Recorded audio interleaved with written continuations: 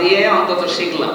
শুধু রমজান এসেছে মাথায় টুপি তুলবেন না, আমরা বাকি 11 মাসও এখন যেরকম পাচ্ছি এরকম সূরত, সিরাত এবং কর্ম আমরা বাকি 11 মাস আপনাদের কাছে দেখতে চাই।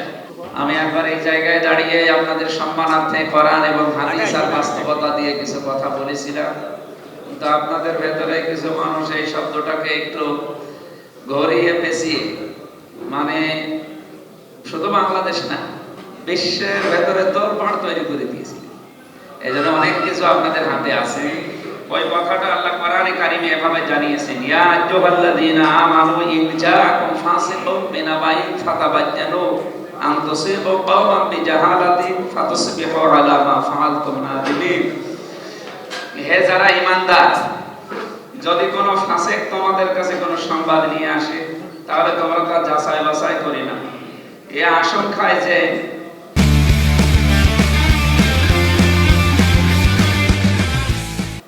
তোমরা অজ্ঞাতবশত কোনো কওমকে, কোনো জাতিকে আক্রমণ করে বসবে, ফলে তোমরা তোমাদের কৃতকর্মের জন্য লজ্জিত হবে।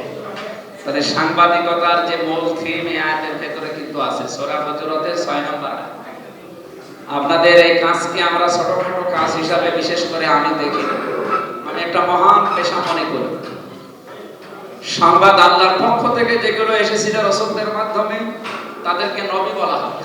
ওখান থেকে বিভিন্ন শব্দের উৎপত্তি আছে। এখানে যে নাবাইন শব্দটা আছে, এখান থেকে ওই শব্দটা নাবাইন থেকে এই নবী, আমরা এইটাই তাফসিরে, হাদিসে, ইসলামের ইতিহাসে এগুলো পড়েছি। বাস্তবতা হচ্ছে আপনারা যে মহান পেশায় আছেন, এই পেশাটা সেখান থেকে তথ্যগুলো, সোর্সগুলো নিয়ে এসে জনগণের সামনে, জাতির সামনে দেবে, সেই কাজটা যে ইবাদত আমরা অনেকে মনে করি না। যদিও আজকে অনেকের মাথায় টুপি দেখে মনে হচ্ছে তারা এটা ইবাদত মনে করে। আমরা চাই এই পরিবেশ যেন এই বাকি 11 মাসও থাকে। শুধু রমজান এসেছে মাথায় টুপি তুলবেন না, আমরা বাকি 11 মাসও এখন যেরকম পাচ্ছি এরকম সূরত, সিরাত এবং কর্ম আমরা বাকি 11 মাস আপনাদের কাছে দেখতে চাই। আপনারা দিতে পারবেন না ইনশাআল্লাহ? ইনশাআল্লাহ। এখন যে সামনে সময় আসতেছে বা যে নির্বাচনটা হয়ে গেল, এই বিষয়ে আপনারা কিছু প্রশ্ন দিয়েছেন। তার আগে আমি কয়েকটা কথা আপনাদের শোনাতে চাই। গণতন্ত্রের বিষয় হয়েছে, এই যে নির্বাচন গেল, যদিও ইঞ্জিনিয়ারিং, প্ল্যানিং যাই বলেন এগুলো মেকানিজম হয়েছে, কিন্তু গণতন্ত্রের বিজয় হয়েছে আমি মনে করি।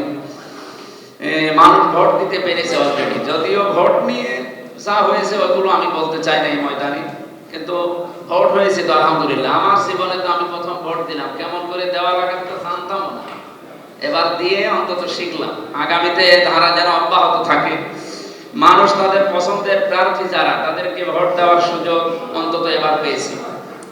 যদিও কিছু কিছু বিভাগে, কিছু কিছু জায়গায় এগুলো পছন্দের জায়গায় দেওয়ার পরেও বা পছন্দের জায়গায় দেওয়া যায়নি, সেটা আলাদা বিষয়। কিন্তু আমার কুষ্টিয়াতে অন্তত সদর আসনের ব্যাপারে আমরা যতটুকু খোঁজ খবর নিলাম বা পেলাম, আপনাদের সারাদিন ওই দিন অ্যাক্টিভিটিস যা পেয়েছি আলহামদুলিল্লাহ। দ্বিতীয় নম্বরে স্বচ্ছ সাংবাদিকতা। অসংখ্য পরিশ্রমী এবং মেধাবী চৌকস সাংবাদিকদের কারণে কুষ্টিয়াতে স্বচ্ছ সাংবাদিকতার ধারা রচিত হয়েছে আলহামদুলিল্লাহ। এই যে লিখিত বিষয়গুলো আপনারা দেন মানুষের সামনে এবং ভিডিও ক্লিপ যেগুলো আসে, এই ব্যাপারে কোরআনে কারিমে একটা কড়া বার্তা আছে। আমি আপনাদের স্মরণার্থে এটা বলতে চাই, সূরা কলমে আছে, নুন ওয়াল কলামি ওয়া মা ইয়াসতুরুন। আল্লাহ তাআলা বলেন, হে নবী আমি কলমের কসম করলাম। সর্বপ্রথম আল্লাহ এই জিনিসটাই বানিয়েছেন, এজন্য সেই জিনিসের কসম করে তিনি জানিয়েছেন যে সাংবাদিকরা যা লেখে এবং এই লিখিত জিনিসের কসম, ওনারা যা লিখে যায়, ওনারা হয়তো দুনিয়ায় থাকবে না, কিন্তু এই লিখিত জিনিস থাকবে। এই জন্য আপনাদের কসম দিয়েছি, আর আপনারা যা লিখে যান ওই লিখিত জিনিসের কসম দিয়ে এখানে অনেকগুলো কথা আল্লাহ আমাদেরকে জানিয়েছে। এজন্য যা লিখবেন এইটাই হয় আপনাকে জান্নাতে নিয়ে যাবে, অথবা এটাই আপনাকে জাহান্নামে নিয়ে যাবে। এটাই আপনাকে হয় মানুষ বানাবে, না এটাই আপনাকে অমানুষ বানাবে।